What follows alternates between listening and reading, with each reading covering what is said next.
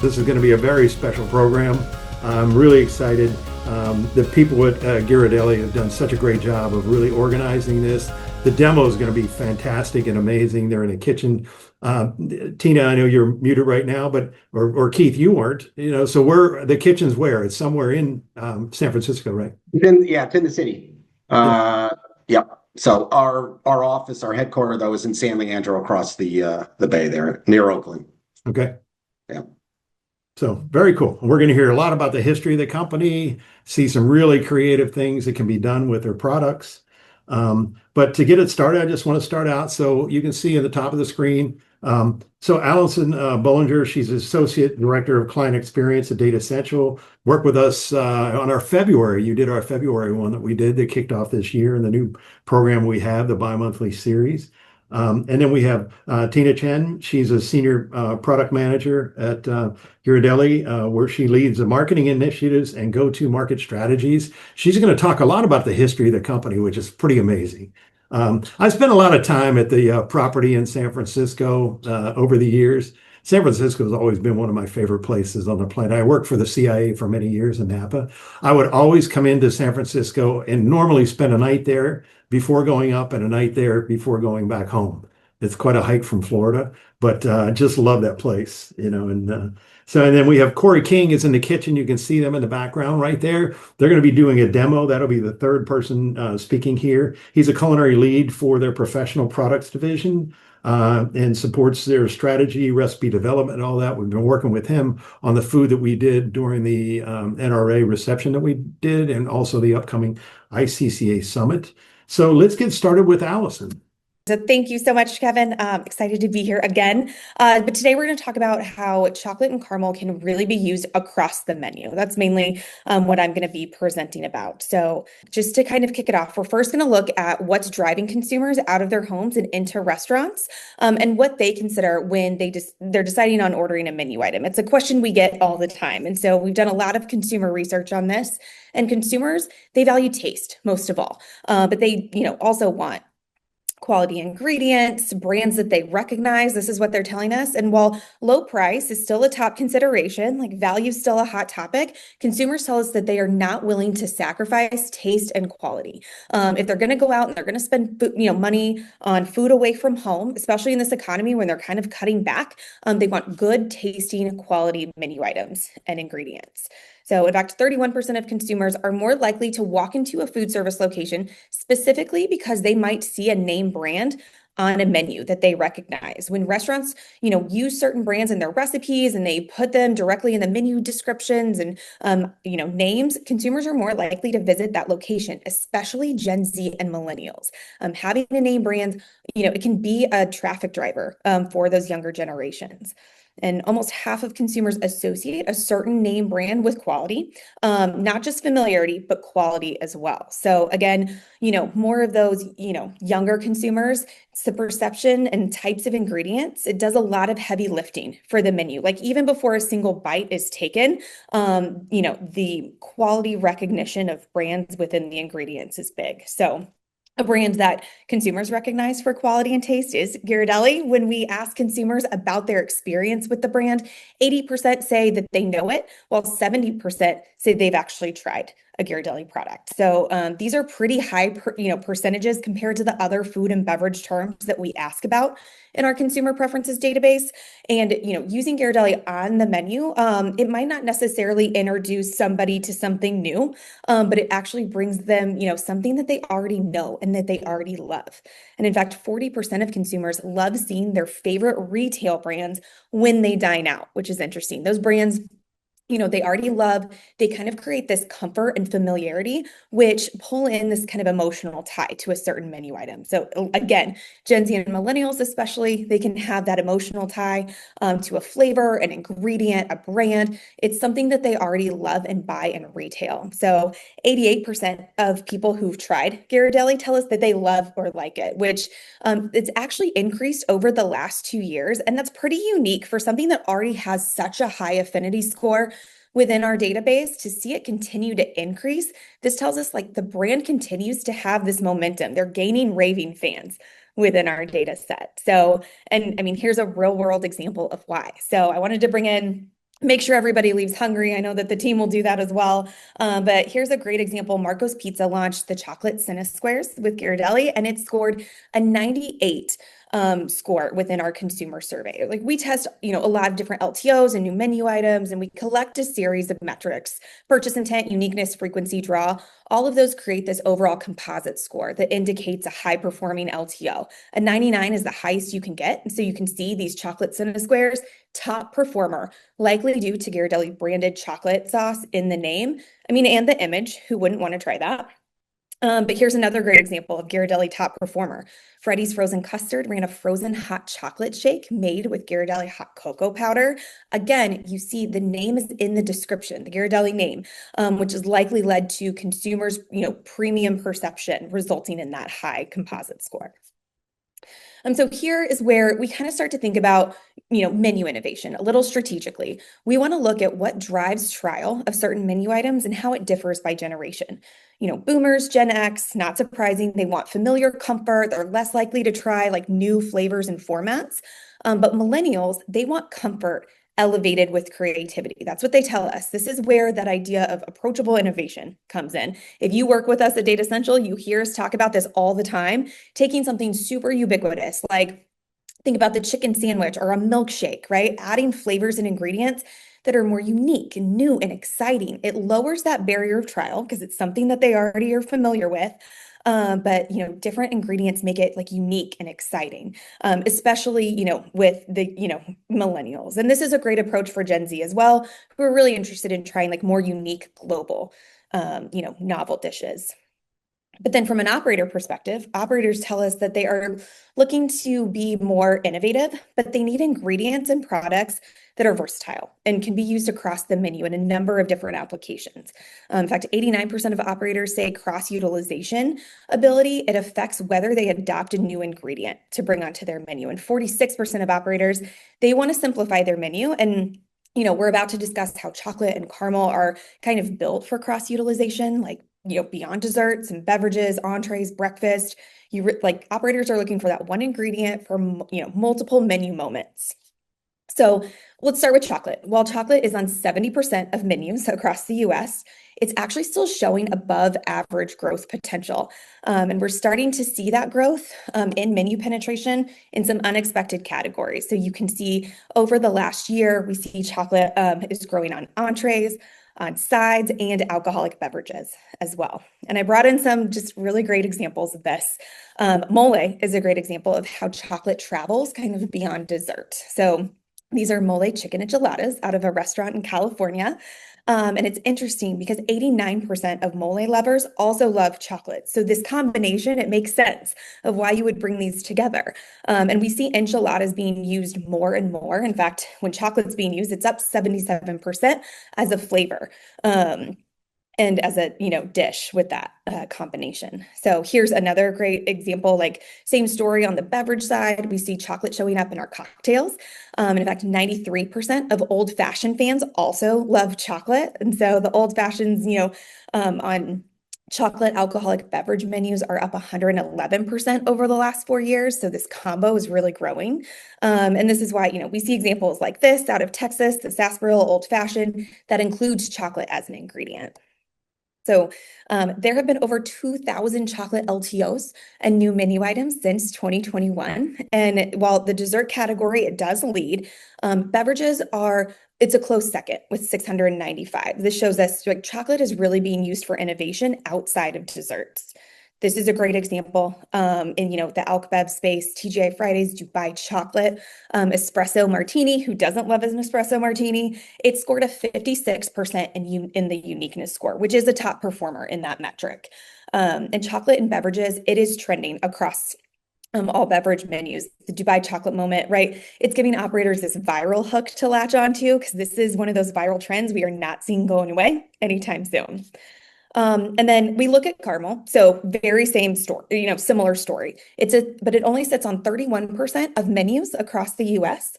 and has an above average growth potential rate as well. So it's less saturated than chocolate, which means more opportunity to stand out. So especially in entrees, side dishes, where we have seen probably the most growth in caramel over the last 12 months. So of course we have to look at some examples. These combinations are getting really powerful. So the miso and caramel, it's a powerful combo. It's seen in these crispy Brussels sprouts from Joe's American Bar and Grill over in Massachusetts. But 87% of miso lovers also love caramel. And miso and caramel on menus is actually up 89% over the last 4 years. So this is kind of that unexpected pairing that surprises and delights guests. It's getting very creative, and I think guests are really drawn to things like this. Same kind of story with soy and caramel. It's another one, 84% overlap in consumer affinity. Excuse me. Morton's is doing this on a bacon steak. So if you think about it's savory, it's sweet, completely premium feeling, and that sweet and savory flavor, it's a combo that really gives guests like that unexpected flavor. So there have been nearly 1,000 caramel launches since 2021, especially in the non-alcoholic beverage space. Even more desserts than what I found was interesting. So operators are using caramel in coffee and tea and their specialty drink programs. And I mean, we can't talk about caramel LTOs without talking about like those popular coffee beverages that are right now. This iced salted caramel waffle latte from Scooters. It's a top performer in all of the metrics that we collect, giving it a 99 composite score. So it's making it a superstar. And we can see, right, it has that caramel flavor as well as a caramel drizzle, making it that indulgent treat that's especially appealing to Gen Z. And then finally, I love these. We have the Corner Bakery's caramel apple cheesecake pancakes. So then, going into the breakfast category, it scored a 99, so superstar, with a 57% uniqueness score. So breakfast and caramel, it's really winning. We can see that with the coffee. We can see that with these pancakes. It's that sweet, indulgent kind of morning treat that consumers are really gravitating to. So I hope everybody's hungry now. I'll go ahead and kick it back over to you, Kevin. Thanks, Allison. That was really cool. Some of the numbers you're talking about there is quite amazing to me. It's like the 80% of the miso and caramel together and soy and caramel together is 84, whatever it was. It's like it's really it's amazing when you hear things like that. It really does lead for ideas for innovation. If somebody already loves a certain flavor, why not go ahead and pair it with a flavor that they also love? Again, it's kind of eliminates that barrier for trial, and people are more willing to try new combinations if they know that they like both things separately. Yeah, awesome. So we're going to go to Tina now. All right, thank you, Allison. That's great info on trends. 3,000 different menu items between chocolate and caramel. Super interesting. Hello again. I'm Tina Chen. I'm the product manager here on our professional products team at Ghirardelli. I know a lot of chefs on the call today are current partners of ours or have worked with us before. So I'll keep this pretty tight and just give you a quick snapshot of Ghirardelli and highlight a few of the products that you'll see Corey use in today's demo. Most of we've been making chocolate for almost 175 years, and we're based here in the San Francisco Bay Area. Most of our chocolate is made in San Leandro, and we partner with a wide network of co-manufacturers around the country to produce those items that we don't make here in the Bay. What makes us a little bit different than other chocolate companies is that we operate across multiple channels. So in addition to our food service and industrial business, we have retail shops and, of course, a lot of products in the retail aisles as well. So the quality and the flavor profile that your guests recognize at retail can help drive additional buzz and purchase intent when Ghirardelli is mentioned on food service menus. On the product side here, it really starts with how we make chocolate. We control key steps like bean selection, nib roasting, refining, conching, and that produces consistent flavor from batch to batch and a really smooth texture when you try our chocolate. And sustainability has been a huge part of how we source cocoa for a long time now. Since 2008, we've been part of the Linton Sprungley farming program, which invests in farmer training, traceability, long-term supply. So in addition to all the activities that the farming program has implemented at the source, all of our cocoa is also Rainforest Alliance certified. So just another stamp highly recognized and trusted for cocoa standards. When we talk about compound chips, and wafers, 100% of our palm oil and palm kernel oil are RSPO certified. And we always declare palm oil on our packaging if it is used in a formula. So very transparent about that. And for packaging, 92% of our packaging today is recyclable. We're working on finding the right solutions for our remaining products. We're not compromising on the quality and functionality of packaging, of course. So you might be seeing some new packaging from us in the coming years. And then with our food service product range, we support 4 core areas. We've got chips and wafers, cocoa powders, sauces, and beverage powders. And today we'll just focus on a few of these ingredients that are very versatile, easy to execute, and can cross multiple menu applications.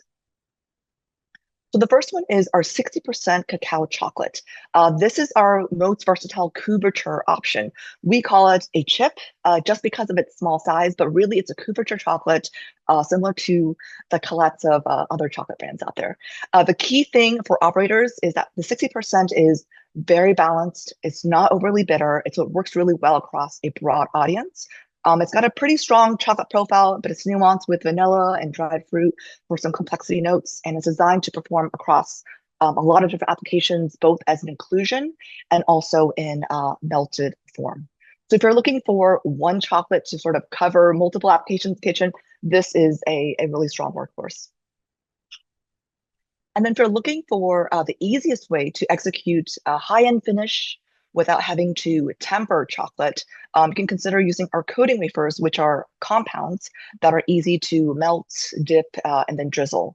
So operationally, that means less labor, less time, less picky room temperatures, and you get a really consistent glossy finish every time. Another item that Corey will highlight today is our Majestic cocoa powder. The Majestic is our highest fat and darkest Dutch processed cocoa. So it's very impactful from both a flavor and visual perspective. And it's really great for upgrading cake and brownie bases with deeper cocoa flavor. The higher the cocoa butter content of Majestic is really perfect for building beverage menus as well, like hot cocos and mochas. So really fantastic for even savory applications where rubs and molaise work really well. And Majestic is just a super high impact ingredient that we love recommending to chefs. And lastly, this is our sea salt caramel sauce, also super versatile across desserts, beverages, and savory applications. What matters here is that the consistent flavor and the viscosity is perfect for pumping, drizzling, flavoring. It's available in multiple ready-to-use formats with no or little back-of-house prep. So again, the sweet savory combo really makes this a versatile ingredient to use across multiple menu day parts. And I think what you'll see next is how these ingredients come to life and can fit easily into your menu. So I've got a question for you, Tina, as we get ready for the kitchen to come in. So let's talk about this for a second. I think it's the most amazing thing I've seen in a long time. So anybody that got the package got this sticker, which talks, and give us about the history of the artwork on this and where this came from, because I think it's genius. Absolutely. That's a vintage artwork. I believe the 1930s or 1940s. It was a big vintage poster billboard that was featuring our Gary, how to say Ghirardelli, and also the little can that you see down there is our sweet ground powder. So you see it in stores today, but sweet ground has been around since I think the 1860s. And it's developed as a ready-to-use ground chocolate powder. So that was what was featuring. And I think if you're looking, you might find the original, that vintage poster or vintage piece on First Dibs. It might have recently sold, but it actually is original art. Now we transformed it to sticker format for today. That's really awesome. And the other thing I was going to ask too is, so the name, can you give us the history of the name of the company? The name of the company? Oh, yeah. So, well, it's our founder, Domingo Ghirardelli. Or Domingo Ghirardelli, 1852, founded the company. And so his name, lives with our company today, even though we are now part of the Litton's Rumley chocolate family. Awesome. Well, thanks so much. We're going to go to the kitchen now. So Corey, you ready for us? We're going to use these products in some unexpected ways, some ways that are pretty straightforward. And I think hopefully you'll see something new and maybe a new way of thinking about how to use our products. So we're going to start with something super simple. We got to start our day off with some coffee just to, get get the caffeine and the blood flowing. So we're going to take a caramel cream, same recipe. We're going to use it in a couple different ways throughout the next 25 minutes. One, just as a cream for a coffee. We've taken the same recipe, put it in a whipping siphon for whipped cream that we'll see later. But just super easy. We'll put some ice in our cold brew here, and just a nice shot of that cream, and great way to start the day. We've got some high fiber banana bread muffins here. We've got chocolate chips in them, nice streusel. To get that high fiber, we've got flaxseed and chia seeds, fresh banana, some banana extract to really pump up the banana. But you can see that nice gooey chocolate, rich, dense, little high fiber. Great use of the chocolate chips. They pair really nicely in with the banana, with everything else that we've got going on. Next up, we are going to talk about some granola. This is where we start to see some of the products being used in kind of an unexpected way. Super straightforward. The things that you'll see first, obviously, are the chocolate. We have our Majestic cocoa powder here, along with our 60% chocolate chip on top. But what you don't see is the caramel sauce. So we've got caramel sauce as one of our sugars baked into the oats, the pecans, cinnamon, some salt, some butter, white and brown sugar, really to just kind of tie it all together. That nice caramelization adds some great extra flavor that really adds to the depth. So we're going to take this chocolate granola, we're going to build a parfait on it. Another kind of unexpected fun way to use our caramel whipped cream is we've taken plain yogurt, which is obviously tart by nature, and sometimes a little unpalatable if you're just eating it straight. But we took some caramel whipped cream and we folded that into our yogurt to kind of lighten it up, take away some of the bite of the tang, and to just add a little bit of richness. We paired it here with some fresh blueberries and fresh strawberries. We've got some nice big chunks of the granola here that we're just gonna pop on top, and we'll send this out. This granola is super rich, so all the things working together really are gonna kind of tone it down and balance it. Next thing that we're going to kind of start to see in a lot of our different dishes is a great spice rub. We used our Majestic cocoa powder here with some coffee, some kosher salt, some onion, garlic, and a little bit of paprika and cayenne just to add some flavor. We're going to see this pop up in a bunch of different dishes throughout the rest of the day.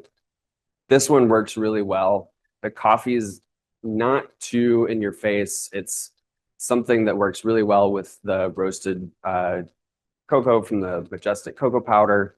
And it's really going to add depth and flavor to kind of everything that we're building off of today.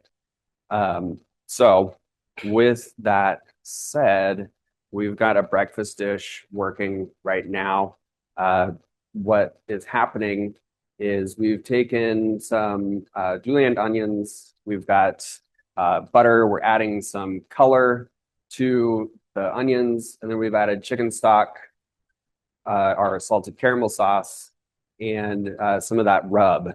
What we're trying to accomplish here with these different components is really almost like a bacon jam, right? So, or an onion jam. So we've got the sweet coming from the caramel sauce rather than a brown sugar. And instead of balsamic, we've got apple cider vinegar that's going to come in and add that tanginess. The chicken stock and the rub are going to bring complexity and a little wake-up call to the senses. What we're doing next with it is we've cracked an egg in, and we're going to let that egg baste Once the whites have set, we're going to put all of that on a nice plate with bacon and some fresh sourdough that's been toasted in butter. While that is going, and we're talking about the breakfast dish that's finishing up, we've got some bacon here, and we've taken our beautiful coating wafer and we've melted it down. And this is just a fun snack. Obviously you'll have to hide it in your kitchen. It's definitely an item that might be pilfered. But we've just dipped it in this coating wafer, set it out on the parchment, and it sets up beautifully. Nice shine, nice little snap. And this can be sold on its own as a snack, as a side, an upgrade. But we're also going to use it later in a dish for dessert, actually. So yeah, fun. The nice thing about this coating wafer too, I'm sure that was mentioned, because it doesn't need tempering, it's super, super easy to use. Even if you are in a pinch and you need to microwave it just to melt it and get it going, you can definitely do that and still have great, successful results. And yeah, you'll be off to the races.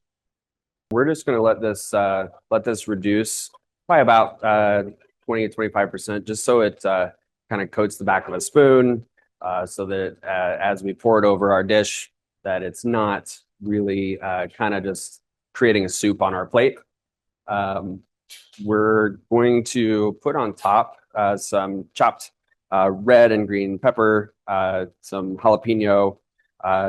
Peppadew works really nicely for another nice little zing, or Calabrian chilies, which are really having a moment right now. So what we have here is our sourdough. We've got 4 strips of bacon, and we're going to take the basted egg and the onions and everything, and we're going to drape it across for a nice open face sandwich. Fun thing about this kind of dish is I think watching people try to figure out how to eat it. Are they going to pick the whole thing up? Are they going to use a fork and knife? But the fun thing about this is that the unexpected ingredient is the cocoa powder. And you'll really find that if you take the time to make this dish, you'll find that it lends itself to be extremely savory. It's really a nice dish that is kind of unexpected to kind of have all those things going on. So we're gonna start by putting those nice onions on it, some of that sauce. Pile those up. We're gonna put our egg over the top and just a little bit of these chilies for a nice bright red pop. Nice thing too, obviously, people can choose their egg, but a nice runny egg yolk there for a beautiful addition to our sauce. Now that we've eaten breakfast, we're going to jump into a little bit of a light lunch. We're going to talk about using some unexpected ingredients on a salad. One of them being our peanut brittle that we have here. Couple unexpected things in this peanut brittle is instead of using corn syrup or another invert sugar, we've actually used our sea salt caramel sauce. It works great functionally to kind of prevent crystallization happening when you're cooking the sugars. But it also adds complexity of the already caramelized sugars, the butter, and obviously the very unique flavor that is Ghirardelli caramel sauce. The other unexpected item in this is we've taken that same cocoa coffee rub and we've put that in there as well, just enough to kind of add a savory zing and make it a little bit unexpected, make it something that is a little more craveable than something that's just there on its own. So for the salad, what we're doing is we've made a vinaigrette. also using this cocoa rub. Super, super simple. We've got fresh lime. We have the cocoa rub. We've got a little bit of charred scallion, something that just adds some kind of those deep roasted notes, really, really savory, and olive oil. So very, very simple. We've added a lot of crunchy items to the salad, and we're going to add one more crunchy item that's really going to take it to the next level. We have romaine, arugula, we have some radishes, sliced celery, have cherry tomatoes, and then we actually pickled some veggies earlier. So some escabeche with jalapeno, carrot, cauliflower, some nice garlic. That's chopped up in this salad as well. We've got queso fresco over the top for a nice kind of creamy, fresh cheese note. And then we're taking that peanut brittle that we've chopped up even finer, and we're just going to put that over the top. Really adds a nice sweetness that you wouldn't find in the salad otherwise. The salad is on its own. It's got a lot of tartness coming from the lime, coming from the escabeche, and by taking some sweet, crunchy, super crunchy, unique crunchy bits, we're kind of taking it and toning it down, taming that zing, and taming that sour note. So that is our salad. Here's another super, super simple thing that you can do that's also not the norm. I think everybody's probably had honey butter at some point, and they've hopefully put it on a nice roll. What we're going to do here is we've taken our nice King's wine rolls, and we're going to do a sea salt caramel butter. So similar sweetness, some saltiness, really something that's kind of still familiar, but not the normal. So if you've got a butter program or you're doing, nice compound butters to serve with your bread program, this could be a really nice way to add something different. We're going to just sprinkle a little bit of Malden over the top to add some texture and an extra little bit of salt. Moving on, we're going to kind of add some different stuff here.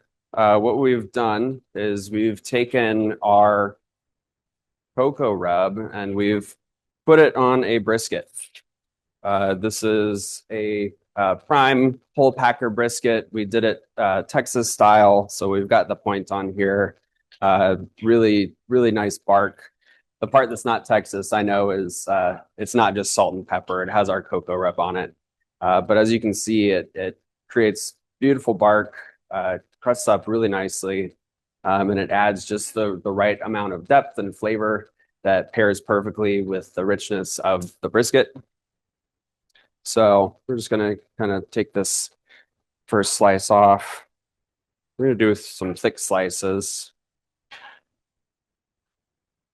And we're just going to do a brisket plate, a little Tex-Mex style with some mole. So the mole has our 60% in it, as well as our majestic cocoa powder. So we've got those nice thick party slices with that nice beautiful rub. And we're going to take a little bit of that deep, rich mole. In the mole, we've got a lot going on. We've got obviously the chocolate, but we have casilla, cascabel peppers. We've got onion, garlic. We've got bay leaf, cinnamon. We've got a lot of different things happening here. Raisins, pecans, almonds, a lot of things that are going to add texture and richness. We're just going to pour a little bit over our brisket like that. And then similarly, we need to kind of cut the richness of the mole, the brisket. So we're going to take some of those pickled veggies, escabeche. And we're just going to put that on the side, kind of like you would with normal Texas barbecue. But instead of pickles and onions, we've got pickled veg right there.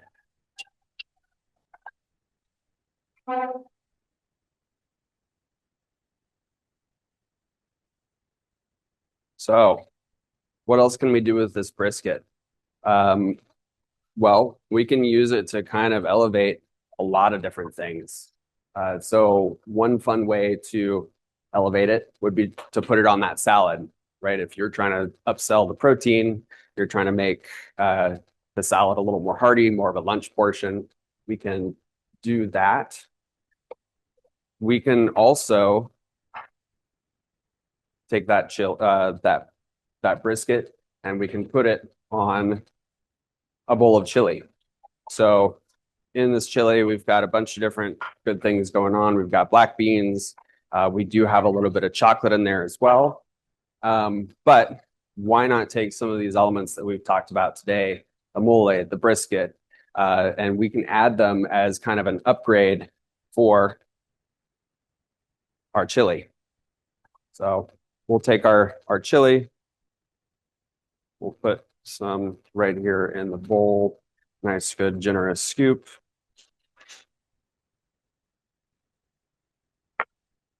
Then we'll take our mole.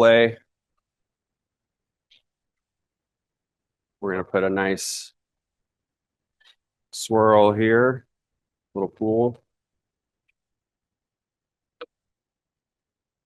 We're going to do a nice drizzle of crema.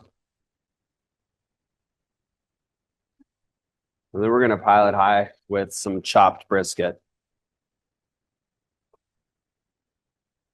Really taking that chili from a dish that maybe a small lunch portion that might have gone with that salad as a half soup, half salad kind of thing. And now we've made it a full meal portion. So what we're doing now is we're going to do a frozen custard plated dessert. The fun thing that we've done here is we're incorporating a lot of those different elements that you saw us make and use earlier today. We've got our coated enrobed bacon with our dark coating wafer. We're going to add some of that pulverized peanut brittle as a crunch here on the plate. Then we're going to take a nice large quenelle of ice cream or frozen custard. We're going to put that right in the middle. We're just going to take a couple of shards of the peanut brittle to add height, add some additional texture. And then to take it to that next Ghirardelli level, we've got some of our 60% melted here. It is not tempered. The reason we didn't temper it for this piece is I don't necessarily want it to set up fully hard and snappy. I want it to have kind of a softer bite, a nice little bit of different texture because we already have crunchy and snappy going on the plate. But by keeping it untempered, it's not going to set up the same on that ice cream, and it's going to almost eat more like fudge. So something different, a little bit fun. Peanuts, chocolate, bacon, ice cream. I don't know how you can go wrong with all of that. If you really want to take it to another level, we can add more caramel. Few nice dots. This caramel works really well. It's got pretty good viscosity. So if you're looking to do some platescaping, it's going to hold its shape pretty well. It's going to hold the drizzle. It's not just going to flow all over the plate.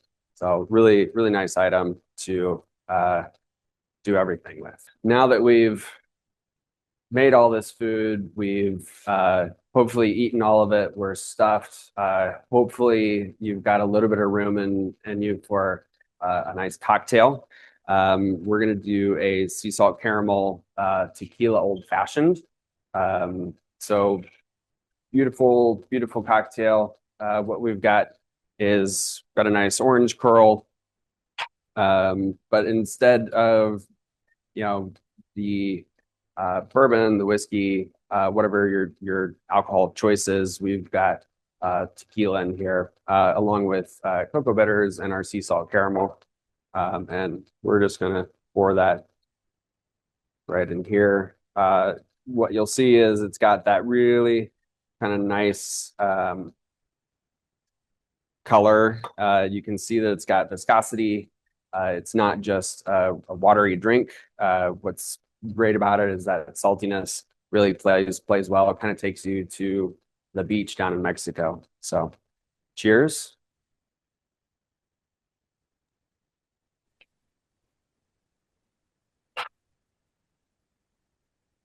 Hopefully you learned a few things. Hopefully you saw something different. So when you experiment with this, I mean, what gets you jazzed? What do you say? It's like, do you really like to push the envelope to try to find something crazy new? Yeah, my kind of personal driver in life is to kind of see things click for people, to really get them to come around to something new. So when I'm creating something or I'm working on a dish and I can, pop uh, caramel, or I can put chocolate on bacon, or I can add cocoa powder to a beautiful breakfast dish, or put chocolate on brisket. Uh, it's one of those things that has people going like, I don't know if that's going to work. That sounds a little interesting, but when you see them taste it and you see their face light up and go, oh, okay, I see where you're going. Seeing it click for people and seeing them really enjoy food, that's really what drives me. That's awesome. So joining us now is Josh Diekman. He's the culinary program director and executive chef for Texas Roadhouse, Bubba's 33, and Jaggers. And he's also the VP of ICCA. We have Vanessa Marquis. She's a corporate executive chef, director of culinary innovation for Beef O'Brady's, Brass Tap, and Nuke's Eatery. She's also the president of GCIA. And then we have Alex Sadowski, who's with us as well, director of culinary and beverage for OO's Locos Sports Cantina. He is also the immediate past president of ICCA. So they're here to join the conversation so we can talk a little bit more about what's happening here. So I'm going to throw this out to everybody. Allison is going to stay with us as well. So anybody that wants to join in on these questions, just let me know. But I just want to know overall, maybe from the members that just came in a little bit more about what trends are you using or seeing in new menu development using chocolate and or caramel? Like what do you see that really excites you that you think you're going to play around with? I think the beautiful thing about chocolate and caramel, when you think about desserts, it's they're gonna be top one, two, and three, right? Vanilla, chocolate, caramel, and I think what's great about them being the top three is because they're so familiar, because they're so beloved. It kind of allows you to start doing things that maybe push the boundaries a little bit. All right, you can pair chocolate and caramel with so many different things. You see it kind of all over the place. I mean, I've seen mushrooms, I've seen blue cheese with chocolate. I've seen so many different things because it's such a beautiful blank canvas. Not blank, it's a beautiful canvas that you can build almost anything off of. So I think the things that excite me about caramel and chocolate is like the sky's the limit. You can really, really kind of go nuts here. Yeah. Alex and Josh, anything? Vanessa, you want to add? Yeah, I just wanted to chime in. Hello, Chef. Hello, everyone. Thank you so much for all you've done today. There's a lot of great ideas. The way to my heart is by sweets and chocolate, and of course, your sea salt caramel has been something I can drink from a straw. The partnership I'm very excited about because I look forward to kind of re-innovating sweets part of our um, menu side for all three brands. So hopefully we can create a partnership. So thank you very much. Yeah, of course. Thank you. Cool. And then like Josh and Alex, like on trends and what you see or down the road or whatever, you want to talk to that a little bit or like anything that you're creatively, I know you can't get into things that are becoming on the menu, but anything you've done in the past that's been kind of something you're proud of that was cool.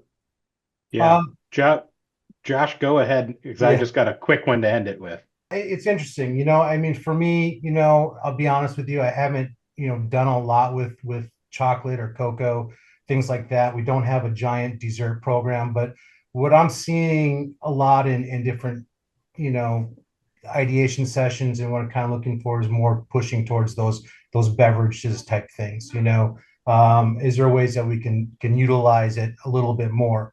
I was talking to Kevin a little bit before this, and we're talking about brands that you would maybe co-brand on a menu, and I know that's a data essential thing that consumers like that kind of thing. We don't typically do that, but there's certain brands that would benefit us for doing that, right?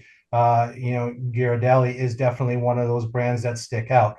It's like having a Biscoff shake at our Jaggers. You have the Ghirardelli, shake that's going to help draw some consumers. So I like the idea of that and playing around with that in the near future. I've been playing around with some different coffee rubs and things like that for a lot of different applications. I've not considered to put cocoa in it, so I think that's kind of interesting. I'm gonna probably play around with that. So I appreciate that idea. Yeah. Old fashioned tequilas, heck yeah. I mean, all day long, I like the idea. And the peanut brittle on a salad, I wouldn't even hit cross my mind to be honest with you, but I do think that that's a really interesting way to do it. So I appreciate that. The samples are great. I think that just kind of doing a little bit more research and seeing what's out there. Like I said, it's not been on my forefront, but obviously sea salted everything has been in the past. So bringing it back in a new way could be interesting. So no, it's really interesting. I appreciate the partnership. Thank you. Alex? Thank you, Josh. Yeah, my quick one is, I mean, I think you guys nailed this head on. You pretty much did every single thing that we're seeing trending, right? Sweet and salty isn't going anywhere in any sort of twist or shape up, right? So really, we're just putting the more modern twist on it with the miso and stuff like that. But Right. you know, I think there's some really cool chefs out there doing some seriously cool stuff. And then when it comes to chocolate, same thing, right? Going a little bit more savory, doing the cocoa rub, doing the mole, adding a little bit of spice to pair along with the chocolate, using it in charcuterie, using it on the bacon, for example, right? Yeah. We're just going to keep seeing more and more and more of that. I really like the idea of kind of doing that umami bomb on the bread, but then you're bridging it too. So, I mean, Yep. I think you're going to see this all keep rising. And the big call out that I think you guys need to give yourself more credit for, right? As the GLP-1 stuff keeps going, people are going to move more towards a super premium brand that they know is fantastic. Like if you're only got the stomach space to eat a little bit of chocolate, Yeah. I know a lot of people that keep those squares stashed away for a reason. Yeah. When you want a nice hit of something that is good, it's worth the calories, it's worth that hit. Yeah. I mean, it's Ghirardelli is definitely something that you would turn to. And why not? We've been doing it for 175 years next year. So I think we know what we're doing. Yeah, you guys do. I love that. And, one of the things I think is really exciting too, and, you touched on a little bit, with the presentation you did, Corey, but I think beverage is such a huge opportunity now, right? Because it's like, it's such a growing part of everybody's menu. It's a profitability area, especially, when you're talking about non-alcoholic beverages. I mean, everybody is looking right now at, ways you can, make serious profit because obviously the profitability and a lot of, the food side has been challenged, to say the least. So finding other ways to do it, it seems like that's a great area of growth. Yeah, definitely. Yeah, I know the younger generations are definitely leaning towards more functional beverages versus the function of alcohol. Obviously, this one has tequila in it, but there's a ton of really fun ways that you can use chocolate and caramel and non-alcoholic applications and in a bunch of different fun ways.